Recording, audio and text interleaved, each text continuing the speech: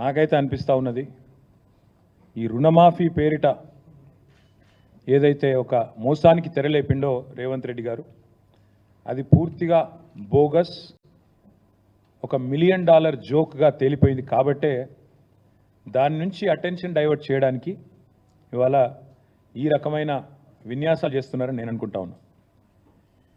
Revanth Reddy Congress party చెప్పిన ఈ రుణమాఫీ ఏదైతే ఉందో ఇది స్వతంత్ర భారత చరిత్రలోనే అతిపెద్ద ద్రోహం రైతులకి. మేనిఫెస్టోలో మాట ఇచ్చి డిసెంబర్ 9 నాడే 2 లక్షల రుణమాఫీ అని చెప్పి చేసిన అతిపెద్ద మోసం ఈ రుణమాఫీ. ఒక దారుణమైన దగ, ఒక మాయ, రైతన్నలతో ఒక క్రూరమైన పరిహాసం ఆడిన మరి పరిస్థితి ఈరోజు కాంగ్రెస్ పార్టీది.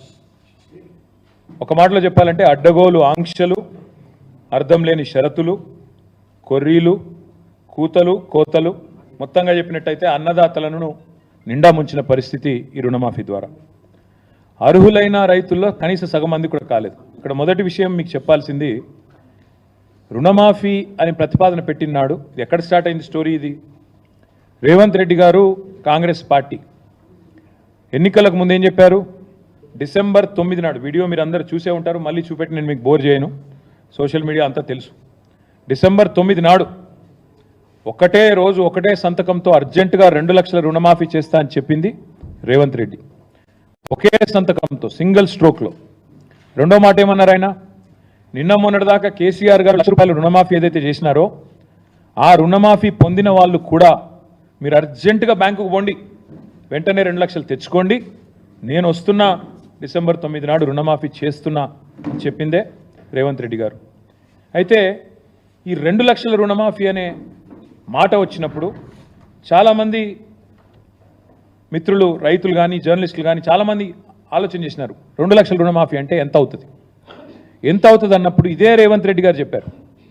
అది కూడా వీడియో ఉంది, మీకు కావాలంటే ప్లే చేస్తా. 40,000 కోట్ల రూపాయలు. ఏ పాటిదయా 40,000 కోట్లు? ఒక్క సంవత్సరం నేను కడుపు కట్టుకుంటే చాలు 40,000 కోట్లు అనాయాసంగా కట్టేస్తా. ఇది ఆయన నోట్లోంచి వచ్చిన మాట, కావాలంటే మీకు ప్లే చేసి చూపెడతా. ఒక్క సంవత్సరం నేను కడుపు కట్టుకుంటే, అవినీతికి పాల్పడకపోతే, ఆయన అన్న మాట రేవంత్ రెడ్డి, మీకు పంపిస్తా కావాలంటే అందరికీ. ఒక్క సంవత్సరం కడుపు కట్టుకుంటే 40,000 కోట్లు అట్ట కట్టేయచ్చు అనాయాసంగా. ఇది ఆయన చెప్పిన మాట. దాని పర్యవసానంగా పేపర్లు రాసింది ఆనాడు. ఏం రాశారు? ఇది సాక్షి పత్రిక. 40,000 కోట్ల రూపాయలతో రుణమాఫీ. ఎట్లా వచ్చారు ఈ అంచనాకు?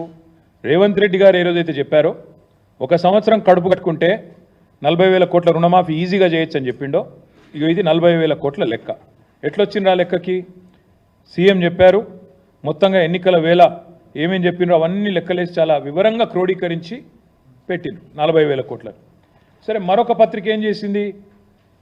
40,000 కాదు 35,000 కోట్లు అవుతుంది అని చెప్పి ఈనాడు పత్రిక.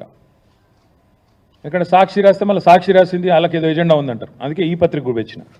ఈనాడు పత్రిక వీళ్ళు ఏమన్నారు? 40,000 కాదు 35,000 కోట్లు అవుతుంది. 35,000 కోట్లు ఎట్లా? సో రేవంత్ చెప్పిందేమో 40,000 కోట్లని, దానికి ఆధారంగా ఒక పత్రిక రాస్తే తర్వాత 35,000 కోట్ల సేకరణ ఎట్లా అని చెప్పి కసరత్తు జరుగుతోంది అంటూ ఈనాడు పత్రిక రాసిన మాట. తదనంతరం మళ్ళీ కొద్ది కాలం కాగానే మరి జూలై మాసం రాగానే లెక్క మారింది. ఎలక్షన్ అయిపోయింది, లెక్క మారింది. 40,000 కోట్లు పోయింది, 35,000 కోట్లు పోయింది, లెక్క మారింది. 31,000 కోట్లతోనే రుణమాఫీ అని క్యాబినెట్ తీర్మానం చేసింది అని పత్రికలు రాసినాయి.